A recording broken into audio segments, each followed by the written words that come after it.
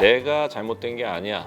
번아웃이 온 거야. 내가 약한 게 아니고 그냥 업무 환경이 정신 건강에 해로워서 그래. 그냥 일을 그만두는 명분이 필요한 것 같아요. 주관적으로 본인이 바라보는 본인과 남들이 객관적으로 바라보는 본인 사이의 갭을 좀 인정할 필요는 있지 않을까라는 생각이 듭니다. 물론 이 의견이 다 잘못됐다는 건 절대 아니고 무조건 회사 편을 드는 것도 아니에요. 하지만 이런 과정들은 좀 있고 나서 충분한 자아 성찰을 한 이후에 퇴사를 결정해도 되지 않을까.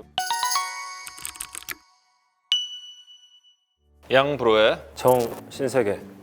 네, 안녕하세요. 정신건강의학과 전문의 양재진입니다. 안녕하세요. 정신과 의사 양재욱입니다. 양태들 안녕. 안녕. 오늘은 전지적 의사 시점인데요. 최근에 미국에서 핫해진 얘기가 있는데 quiet quitting이라고 그래가지고 이 말은 사직인데 회사를 그만두는 건 아니고 최소한의 노동을 근무 시간만 하는 거예요. 이게 MZ세대를 중심으로 열풍처럼 퍼져나간다고 합니다. 요즘 MZ세대가 취업 후에 1년도 안 돼서 30%가 퇴사를 한다고 해요. 이 MZ세대 퇴사의 특이한 게 자발적 퇴사가 증가하고 있다는 건데 그래서 실제로 MZ세대들이 퇴사를 하는 이유하고 그 심리가 뭔지 그런 것들을 좀 다뤄보도록 하겠습니다. MZ세대 특징을 한번 체크를 해볼게요. 손병호 게임 좀 적어볼까요? 디지털 환경에 익숙하다. 익숙한 거랑 잘하는 거랑 다르잖아. 난 익숙하긴 한 것 같아. 익숙한데 아날로그 감성을 좋아해서 아직도 다이어리에 손으로 쓰는 걸 좋아하고 이러기 때문에 아무튼 익숙해요.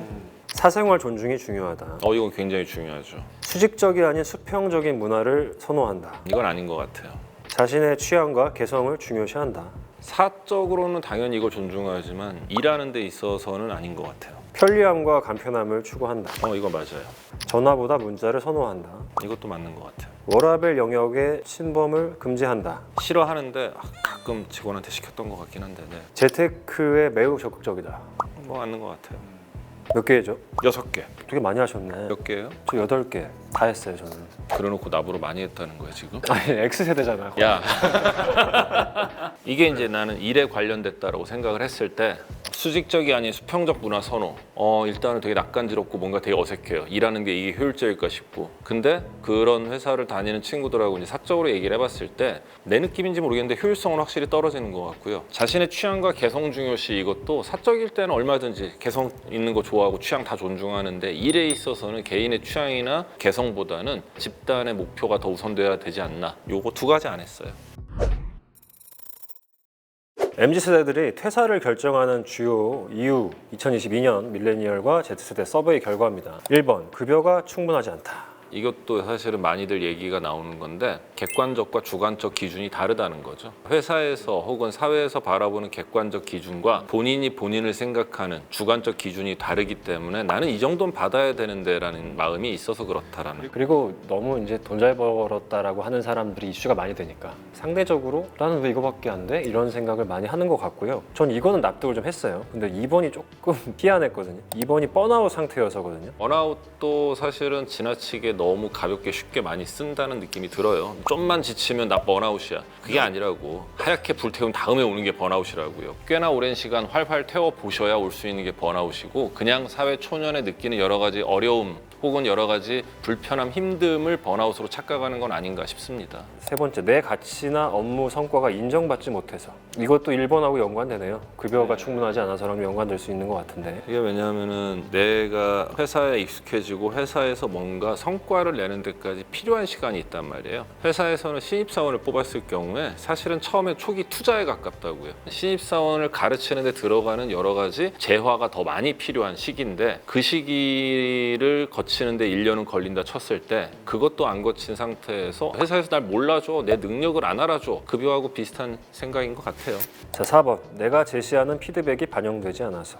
근데 이거는 회사의 어떤 만족도를 따졌을 때 여기 1번이 급여가 나오긴 했지만은 뭐 MZ세대뿐만이 아니라 개인들이 그 회사의 만족도가 가장 큰 회사가 어떤 회사냐면 돈을 많이 주고 시간을 많이 주는 회사가 아니라 자기 자율성이 최대한 발휘될 수 있는 회사라고 하거든요. 근데 이거는 그런 차원에서 회사 조직 이런 것보다 내 개인적인 영향력에 대해서 더 많이 생각을 하는 MZ세대가 더 민감할 수밖에 없는 것 같긴 합니다. 자, 5번. 업무 환경이 정신건강에 해로워서. 되게 강압적이고 뭐 이런 거겠죠? 아마도. 그냥 일을 그만두는 명분이 필요한 것 같아요. 내가 잘못된 게 아니야. 번아웃이 온 거야. 내가 약한 게 아니고 그냥 업무 환경이 정신 건강에 해로워서 그래. 이런 어떤 핑계거리가 좀 필요해서 이런 단어들을 갖다 쓰는 건 아닌가라는 생각이 들어서 좀 안타까워요. 주관적으로 본인이 바라보는 본인과 남들이 객관적으로 바라보는 본인 사이의 갭을 좀 인정할 필요는 있지 않을까라는 생각이 듭니다. 물론 이 의견이 다 잘못됐다는 건 절대 아니고 무조건 회사 편을 드는 것도 아니에요. 하지만 이런 과정들은 좀 있고 나서 충분한 자아 성찰을 한 이후에 퇴사를 결정해도 되지 않을까. 왜냐하면 이분이 퇴사하고 다른 회사 옮겼을 때 이런 일이 없을까? 비슷한 게 계속 반복될 가능성이 커서 그게 걱정이 돼서 그래요. MZ세대가 이전 세대와 달라진 점에 대해서도 조사를 한 게 있네요. 1번 워라밸을 중시하고 보장을 요구한다. 이게 중시하는 것보다 뒤에 보장을 요구하는 게 달라진 것 같아요. 예전에는 요구하기가 어려웠죠. 자기들끼리 모여서 회사 욕을 했으면 했지 앞에선 얘기 못 했는데 이제는 당당하게 욕을 한다라는 거. 그다음에 조직보다 개인의 이익을 우선시한다. 이거 확실히 뭐 달라진 점이라면 달라진 점이고 저는 바람직한 방향이라고 이거는 생각을 합니다. 자, 3번 개인의 개성 존중받기를 원한다. 이거는 이제 좀 호불호가 갈릴 수 있을 것 같아요. 팀이라는 게 사실은 유니폼을 입는 이유가 그런 거잖아요. 유대감을 나누면서 동시에 연대감을 이제 같이 키우기 위한 그런 장치 같은 건데 개성만을 존중받기를 원하면 그건 조금 또 문제가 있을 수 있겠다는 생각 들고요. 4번 자유롭고 수평적인 문화. 과거에 지나치게 상명하복의 그런 수직적인 문화가 문제였다 그러면 이게 과연 수평적으로 갔을 때 효율성이 있을까라는 걱정이 좀 되긴 해요. 사회 전반에 이런 문화가 있는 상태면 전혀 상관이 없는데 물론 시간이 지나면 가능하겠지만 지금은 약간 과도기는 아닌가 싶긴 해요. 구찌가 다시 부흥을 했던 이유가 임원들이 20대 신입사원들 중에서 아이디어가 좋은 애들을 역으로 멘토링을 하는 그런 이벤트를 하면서 좋아졌다라는 게 있잖아요. 그러니까 이게 우리나라 기존의 수직적인 조직 문화에서는 사실 거의 불가능한 것 같고 그렇게 가는 것 자체가 우리 당장은 너무 어렵겠지만 일단 수평적인 문화가 만들어지면서 그런 식으로 좀 흘러갈 수 있지 않을까 기대는 되는 것 같아요. 그다음에 이제 5번 공평한 기회를 중시한다. 우리가 이제 공평, 평등 이런 걸 되게 중요시 여긴단 말이에요.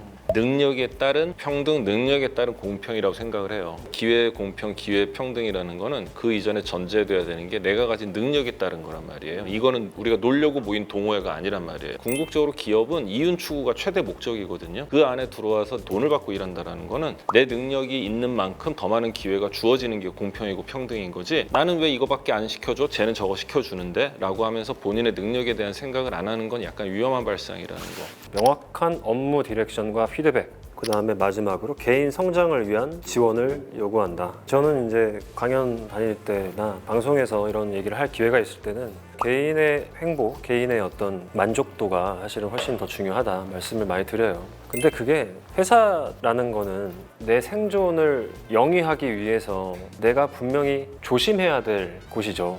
근데 많은 분들이 이걸 좀 착각하는 분들도 있는 것 같아요. 옛날에는 너무 많이 회사를 위해 내가 존재를 했다면 요즘에는 너무 많이 나를 위해 회사가 뭔가 해줘야 된다라는 그 기대를 갖고 사시는 분들도 꽤 많으신 것 같거든요. 거짓 자존감 얘기를 옛날에 우리가 한 적이 있는데 부모가 다 그런 건 아니겠지만 보통 아이를 한 명 정도 낳고 네가 최고야, 우리 애기 잘했어, 네 존재 자체가 너무 소중해 이런 식으로 키우는 바람이 불었어요. 한동안 너무 많이 어렸을 때 이제 혼을 내면서 안 돼라고 하는 시대가 있었고 또 너무 많이 허용하는 시대로 넘어간 적이 있었고 근데 허용을 너무 많이 해주고 그냥 너무 너 자체가 대단하다라는 식으로 계속해서 심어주는 그 문제의 결과가 자기 스스로에 대한 객관적인 평가를 사회적으로부터 받아보지도 않은 상태에서 자기 스스로가 너무 대단하다라고 생각하고 그 세계관에서 갇혀 사는 분들이 되게 많다라는 거죠. 근데 그런 사람들이 처음으로 사회에 나와서 어떤 조직에 들어갔을 때 부딪히는 그 괴리감은 너무 커요. 나는 이런 대접을 받을 사람이 아닌데 나는 이거보다 훨씬 더 잘할 수 있는 사람들 이거밖에 지금 나를 평가하지 않고 이 정도 기회밖에 주지 않네? 여기에서 오는 괴리감이 굉장히 크다는 거죠. 여러분 스스로 당연히 가치 있는 존재지만 사회적으로 생산성의 차원에서 어느 정도의 소득을 올릴 수 있는 사람인가에 대한 평가는 굉장히 냉정하고 그거는 사회에서 매겨줄 수밖에 없거든요. 근데 그 과정에서 난 이런 평가 안 받을 거야. 니네가 뭔데 나한테 값을 매겨? 이러면서 자꾸 그거를 피하고 난 창업할 거야. 나는 뭐 투자할 거야. 이런 식으로만 자꾸 생각을 갖고 가는 그거 자체가 굉장히 위험할 수 있는 것 같고요. 그래서 내 스스로에 대한 인간적인 평가가 아니라 사회적인 어떤 상태, 객관적인 지표 이런 거에 대해서는 계속 부딪히면서 확인을 하시고 그 과정에서 지금은 내가 이런 정도의 대우를 받고 있구나. 그러면 요 수준에선 난 요 정도를 요구할 수 있을 거고 그럼 내가 능력을 더 키우면은 요 정도를 더 요구할 수 있겠구나. 근데 그게 받아들여지지 않는 곳이라면 내가 역량을 좀 키운 이후에 또 다른 곳으로 회사를 옮기셔서 새로운 경험을 하시고 이런 식으로 좀 풀어갔으면 좋겠는 게 제 바람입니다. 우리가 그때 거짓자존감 얘기할 때 자의식 과잉이라는 얘기를 했잖아요. 객관적으로 바라봤을 때 나와 주관적으로 생각하는 나 차의 갭이 크면 클수록 본인에 대한 부정적인 피드백을 못 견딜 가능성이 되게 크고요. 우리가 풍선 안 불고 있을 땐 찌기지만 빵빵히 불어넣으면 톡 건드리면 터지잖아요. 그래서 그런 몇 번의 부정적인 피드백에 과잉돼 있던 내가 빵 터지고 속에 숨어있는 요만한 실체를 본인이 직면하는 순간 굉장한 자괴감에 빠지게 되는데 그게 싫으니까 자꾸 도망다니고 피해 다니고 이럴 가능성도 있다라는 거. 그리고 잘 생각해 보시면은 내가 어느 회사에 입사하건 간에 회사에서 나한테 와달라고 한 게 아니에요. 내가 돈을 벌기 위해서 그 회사에 지원을 한 거란 말이에요. 그래서 회사가 날 위해 뭘 해주는 곳이 아니라 내가 회사를 위해서 이만큼 일을 하고 그만큼의 돈을 받으면 되는 거예요. 과하게 할 필요도 없지만 최소한 그 정도는 반드시 해야 된다라는 거. 그리고 회사는 처음 들어온 나를 통해서 뭔가 수익을 내지 못합니다. 최소 6개월, 1년 지나서 내가 한 구성원으로서 역할을 할 수 있을 때부터 나를 통해 수익을 낼 수 있기 때문에 나의 능력이 있고 나 이렇게 할 수 있는데 왜 회사에서 기회도 안 주고 나한테 연봉 이거밖에 안 주냐라고 하지 말고 내가 충분한 능력을 발휘할 수 있는 사람인지 본인에 대한 객관적 평가 이후에 정말로 내가 열심히 하는데도 나를 인정 안 해준다? 그러면 내 좀 경력을 쌓은 이후에 다른 회사로 옮겨 타면 되는 거죠. 그때 또 한 번 본인의 가치를 제대로 객관적으로 평가받을 수 있을 거예요. 퇴사하고 뭐 이직하고 이거는 좀 나쁘다고 생각 안 하고 다양한 경험 쌓는 거 너무 중요하고요. 우리가 일을 하던 관계를 하던 여러 가지 경험을 하면서 나를 알아가는 게 맞거든요. 근데 이제 퇴사를 결정하는 이유들이 사실 너무 조금 안타까워요. 왜 그럴까를 생각을 해봐야 돼요. 그러니까 이 회사의 문제일 수도 있지만 내 문제일 가능성이 꽤 크거든요. 내가 충분히 회사에서 돈을 많이 주고 데리고 있을 만한 인재면 더 많이 줄 것이고 내 의견이 그만큼 아이디어가 참신하고 굉장히 영향력이 있는 거면 그 피드백을 당연히 반영을 하려고 하겠죠. 꽉 막힌 회사가 아니라면. 그래서 회사를 결정하는 그 이유에 대해서는 내가 충분한 어떤 객관적인 역량을 갖춘 이후에 생각을 해보시는 게 맞지 않나 싶습니다. 마인드카페 어플 다운받아 주시고 마인드카페 혹은 우리 유튜브 댓글로 사연 많이 남겨주시면 저희가 또 그 사연 채택해서 함께 얘기해 보도록 하겠습니다. 구독, 좋아요, 알림 설정 꾹.